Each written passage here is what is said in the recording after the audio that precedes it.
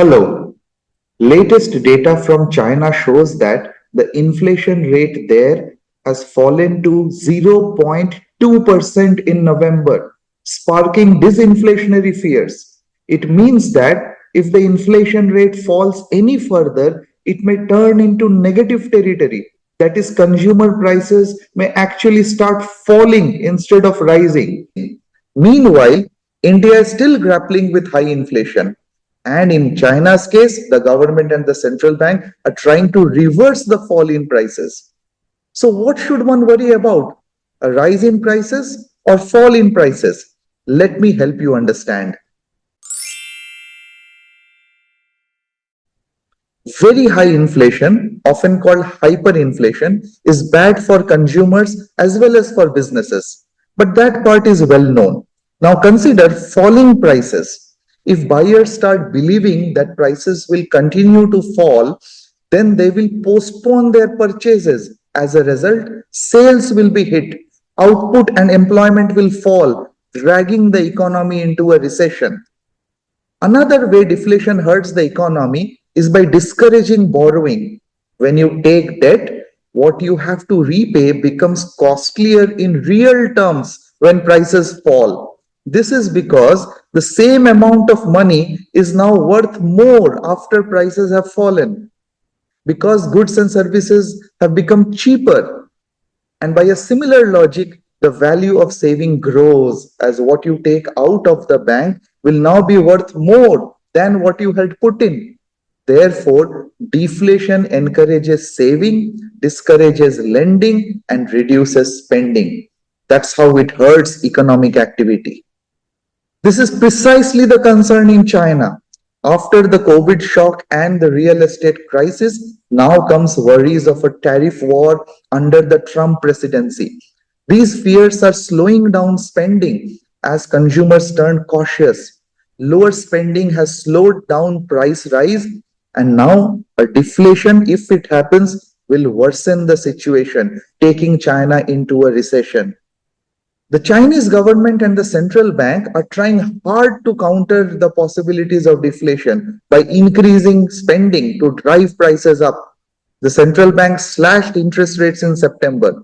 The government there announced a stimulus of a huge 10 trillion yuan, that is 1.4 trillion US dollars in October, in an attempt to revive spending. So far, their efforts have not succeeded. Let's look at another economy in the neighborhood. Sri Lanka recorded a deflation of 2.1% in November. This was the third consecutive month of deflation in this year. This means that there is now a serious possibility of a recession in Sri Lanka. Just 2 years back in 2022, the island economy faced inflation of 70% during an economic crisis accompanied by political turmoil. They received an IMF bailout that came with strict conditions, austerity being one of them. So it will be interesting to see now how Sri Lanka can come out of the current deflationary crisis, given that the government cannot stimulate the economy as part of the IMF conditionality. Will the central bank there be up to the task? Finally, consider the contrasting case of Argentina.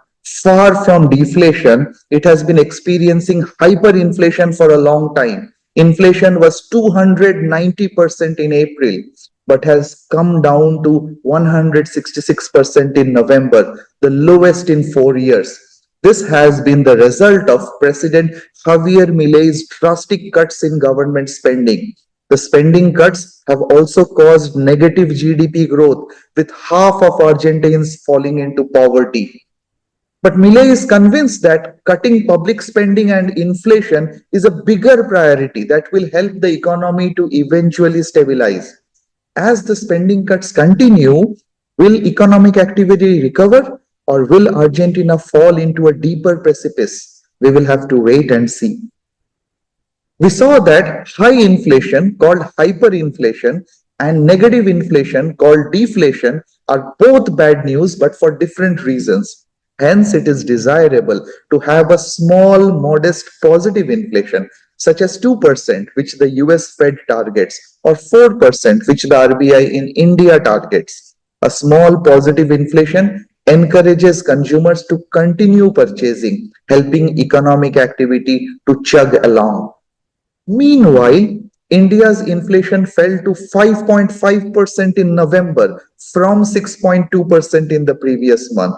The RBI hopes that this disinflationary trend may continue, meaning a slowing down of the pace of price rise, but not an actual price fall. While we sometimes complain about inflation and wish for prices to come down, as the saying goes, be careful what you wish for.